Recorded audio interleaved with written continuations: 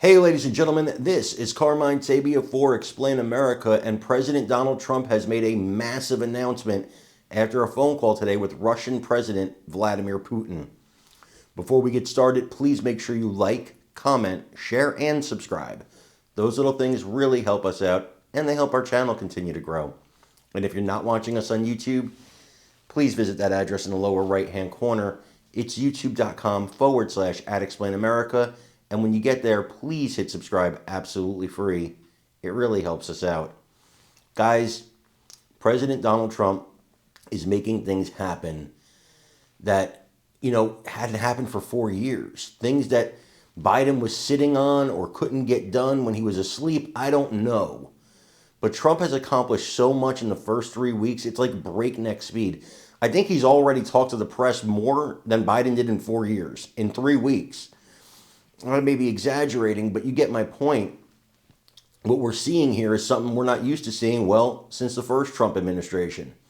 And today he spoke to Russian President Vladimir Putin. And what he said, of course, people are going to say, he's a Putin lover. You have to talk.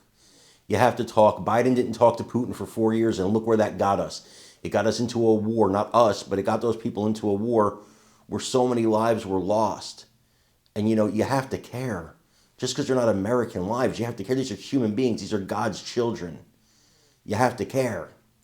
Well, Trump, after the phone call, said he feels confident that they're ready to negotiate an end to the war between Russia and Ukraine.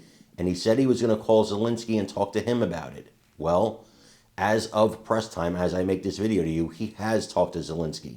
What was said on that call? We don't know yet. We'll probably know very soon. Hopefully, maybe by Easter, this war could be over. Wouldn't that be great? I want you to watch this video and let me know what you think in the comments. All right, we have breaking news at this hour. President Trump has just spoken with Russian President Putin, and some details come directly from the president. He has just put out on his Truth Social, and so it's everywhere now, that they discussed Ukraine, the Middle East, energy, artificial intelligence, and the dollar. He also revealed the two agreed to visit each other's countries. He said, I had a lengthy and highly productive phone call with President Vladimir Putin of Russia. I just read what he said they talked about. We both reflected on the great history of our nations and the fact that we fought so successfully together in World War II, remembering that Russia lost tens of millions of people, as we likewise lost so many.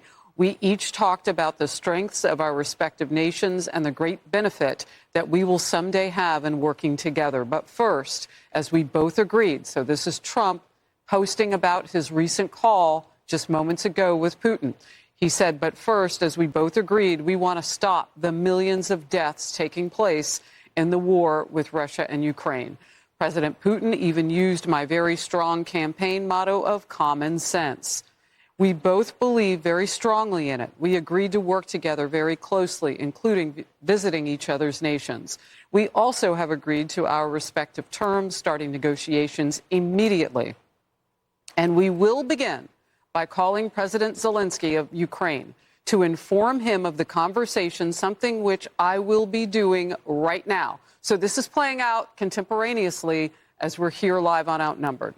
I have asked Secretary of State Marco Rubio, Director of CIA John Radcliffe, National Security Advisor Michael Waltz, and Ambassador and Special Envoy Steve Witkoff to lead the negotiations, which I feel strongly about will be successful. Millions of people have died in a war that would have not happened if I were president, but it did happen, so it must end. No more lives should be lost, President Trump writes. I want to thank President Putin for his time and effort with respect to this call and for the release yesterday of Mark Fogel, a wonderful man that I personally greeted last night at the White House. I believe this effort will lead to a successful conclusion, hopefully soon. The President of the United States. Charles. Amazing. Yeah. Absolutely amazing. Hands-on, getting things done.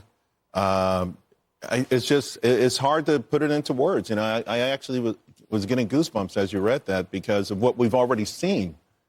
Just in the last few weeks, what we've already seen, including getting Mark Fogel home. And it just makes you feel pretty confident that this conflict will be resolved. much sooner than anyone had anticipated. And to President Trump's point, it did not start under his watch and probably would not have started on his watch. You know, it is a promise that we now know on July 13th, the conversation.